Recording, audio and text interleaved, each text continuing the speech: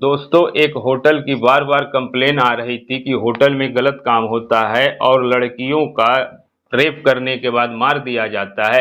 इसके लिए पुलिस भी हैरान थी कि आखिर उसका कोई सबूत नहीं मिलता था और कुछ कोई कर नहीं पाता था।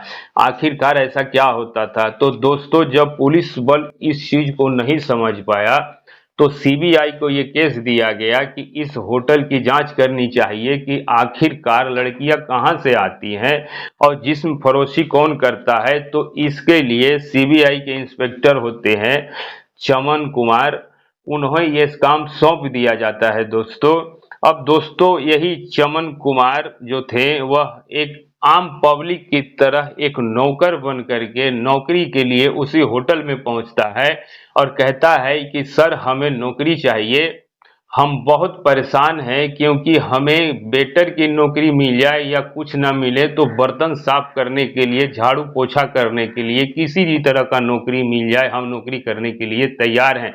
दोस्तों, नौकरी के कारण वह वहां पर लग जाता है और जो वहां का नज़ारा देखता है तो फिर उसके रोंगटे खड़े हो जाते हैं और वह पूरी जांच पड़ताल के साथ होटल में क्या होता है क्या नहीं होता और फिर उनके साथ वह क्या करते हैं। तो बने रहिए मेरे साथ। नमस्कार दोस्तों, अगर आप हमारे चैनल में नए हैं तो लाइक कर दीजिएगा। ये कहानी मुंबई का है। ये मुंबई के सुपर स्टार होटल में 5 स्टार होटल था दोस्तों, सबसे बेस्ट होटल की कहानी है दोस्तों। उस होटल की बार बार शिकायत आती थी, कंप्लेन आती थी कि वहाँ उस होटल में गलत काम होता है, लड़कियां बाहर से आती हैं और लोग उसका रेप करते हैं और यहाँ तक होता है कि किसी किसी लड़की को मौत के घाट उतार दिया जाता है। महीने 2 महीने में 1-2 केस मिलते थे, लेकिन उस होटल का कोई भी मुआयना नहीं कर पाता था और पुलिस भी वापस लौट आती थी। पता नहीं क्या था, किस मंत्री का था या किसका था, कोई पता नहीं था दोस्तों। लेकिन जब ये मामला आगे चलता गया और जब सीबीआई को ये केस दिया गया तो सीबीआई के जो चमन कुमार इंस्पेक्टर होते हैं उन्हें बुलाया जाता है और उनको वह फाइल सौंपी जाती है और उन्हें हर बात समझाई जाती है कि इस होटल में लड़कियों को लाया जाता है, रेप होता है और उनको मार दिया जाता है। आखिरकार ये कैसे हो रहा है और इसका पूरा ब्यूरो चाहिए, पूरा इसकी जानकारी चाहिए, सब कुछ चाहिए, फुल डिटेल चाहिए दोस्तों। दोस्तों, इसके बाद जो चमन कुमार होते हैं वह फाइल लेते हैं और वह दिमाग लगाते हैं कि आखिरकार इसमें क्या होना चाहिए, कैसे इसकी पकड़ होगी, क्योंकि इस मामले को बारीकी से जांच करनी होगी, क्योंकि कौन लाता है और कहां से लाती है और इनका मेन ठेकेदार कौन है। तो दोस्तों, जो चमन कुमार थे वह घर से निकलते हैं और निकलने के बाद एकदम नॉर्मल हो जाते हैं, फटे पुराने जैसे कपड़े पहनते हैं, जैसे एक आम पब्लिक में कोई लड़का नौकरी के लिए जाता है और उसी होटल पे दस्तक देते हैं और जाने के बाद वहाँ मैनेजर से मिलते हैं और कहते हैं कि सर, हमें नौकरी की आवश्यकता है और अगर आप हमें वेटर की नौकरी भी दे दें तो भी हम कर सकते हैं और अगर आप बर्तन साफ करने का नौकरी मिल जाए तो भी हम कर सकते हैं, क्योंकि हम बहुत परेशान हैं, क्योंकि हमारे माता पिता गरीब हैं, बूढ़े हैं और हमारे पास जमीन जायदाद है नहीं, हम बहुत तंग आ चुके हैं और अगर बर्तन साफ करने की मिल जाए, झाड़ू पोछा करने की मिल जाए तो अभी हम करने को तैयार हैं। तो दोस्तों, बहुत ज़्यादा गिड़गिड़ाते हैं। वहाँ पर 2-4 लड़कों की आवश्यकता भी थी तो उन्हें सेलेक्ट कर लिया जाता है, लेकिन ये कोई नहीं समझ पाता। सीबीआई का मतलब होता है कि कोई जान ना पाए और मामला भी पूरा सुलझ जाए। तो वे आम पब्लिक की तरह काम करते हैं और ऐसे काम करते हैं कि मानो इन्हें कोई बात का अंदाजा ही ना हो कि यहाँ क्या होता है और क्या नहीं। लेकिन वह धीरे धीरे, सीबीआई को तो आप जानते ही हैं कि वह कैसे केस को सुलझाते हैं।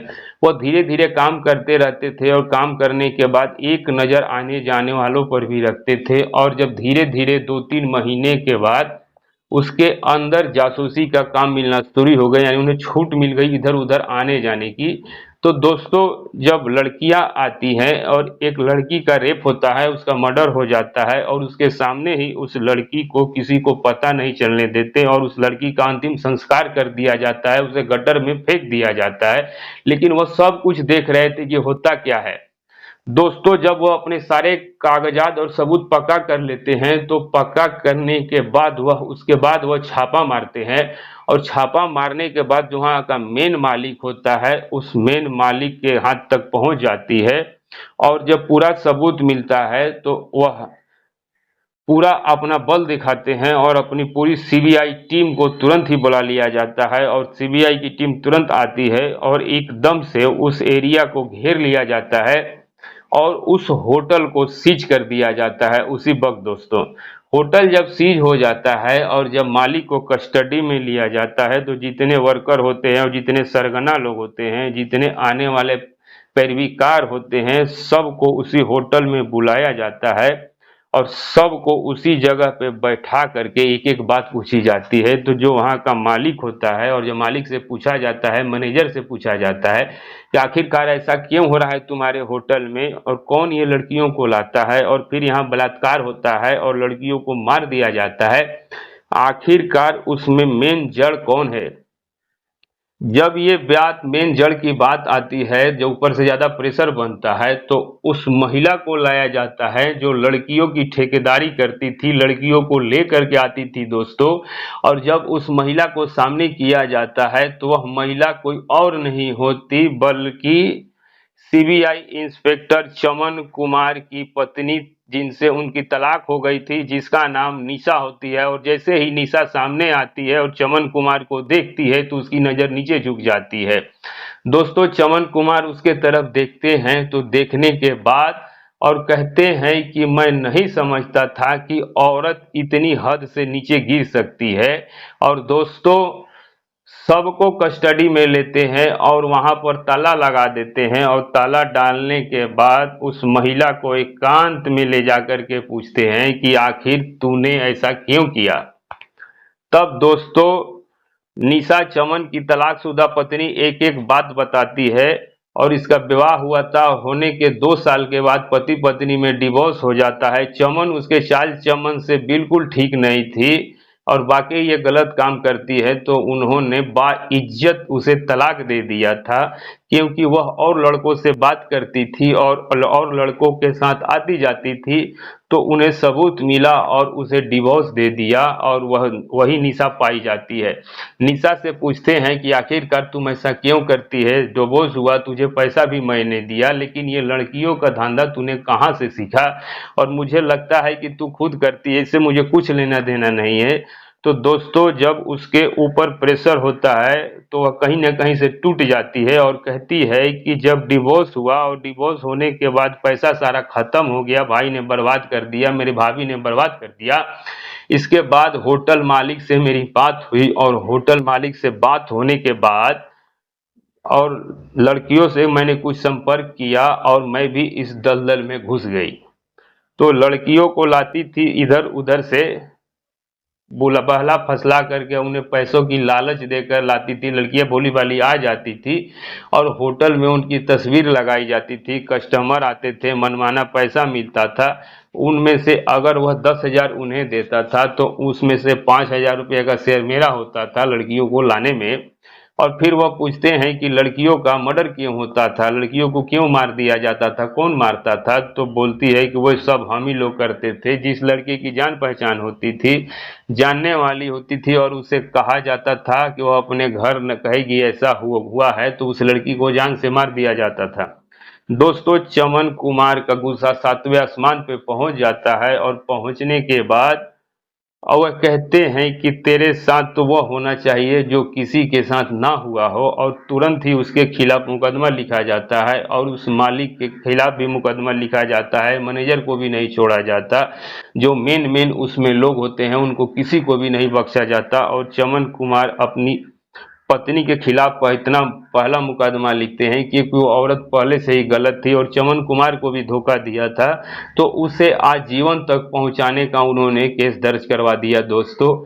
और उसके बाद वह निशा उनके पैर पकड़ लेती है और कहती है कि मुझे माफ कर दो, ऐसा कभी नहीं होगा। लेकिन चमन कुमार कहते हैं जो होना था वह हो चुका और तूने ना जाने कितनी मासूम लड़कियों की जिंदगी खराब की और तूने ना जाने कितनी लड़कियों के साथ गलत काम किया और उन्हें दुनिया से ऊपर पहुंचा दिया।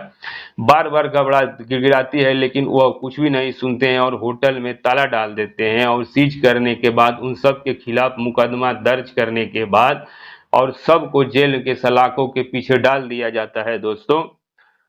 और उधर चमन कुमार का जब ये काम देखा जाता है तो उन्हें और भी पद आगे बढ़कर मिलता है दोस्तों। और चमन कुमार ने वह काम करके दिखाया जो किसी ने नहीं दिखाया। नहीं तो उन्होंने पत्नी का, क्योंकि वो तो पहले से तलाक ले चुकी थी और अच्छा काम करती तो अच्छा काम होता। अधिकारी सब एक जैसे नहीं होते हैं दोस्तों, अधिकारियों में भी रहम होता है, दया होता है, उनके भी बीवी बच्चे होते हैं। लेकिन इसलिए ही उन्हें अधिकारी बनाया जाता है कि दूध का दूध और पानी का पानी होना चाहिए, और कोई पता नहीं लगता कहाँ क्या हो रहा है, और किसी को पता नहीं है जिंदगी लोगों की भ्रष्ट है, और गरीब बेचारा जेल के सलाखों में है, और जो मर्डर करने के बाद पैसे देते हैं वह बाहर घूमते हैं और लोगों के साथ ऐश करते हैं। ऐसा भी हो रहा है दोस्तों। तो हमारी कहानी कैसी लगी कमेंट करके अवश्य बताइएगा। इस कहानी को सुना करके किसी को परेशान करना नहीं, किसी का दिल दुखाना नहीं, केवल आप लोगों को जागरूक और सचेत करने का मेरा उद्देश्य है, ताकि आप लोग भी सचेत रहें और अपने बच्चों के साथ, अपने बेटों के साथ, अपनी पत्नी के साथ, अपने परिवार के साथ, ताकि कोई हादसा ना हो पाए, कोई गलत काम ना हो पाए दोस्तों। तो अगर आपको ये वीडियो अच्छी लगी हो तो वीडियो को लाइक और कमेंट जरूर कर दीजिएगा। मिलेंगे अपने नए वीडियो में, तब तक के लिए नमस्कार।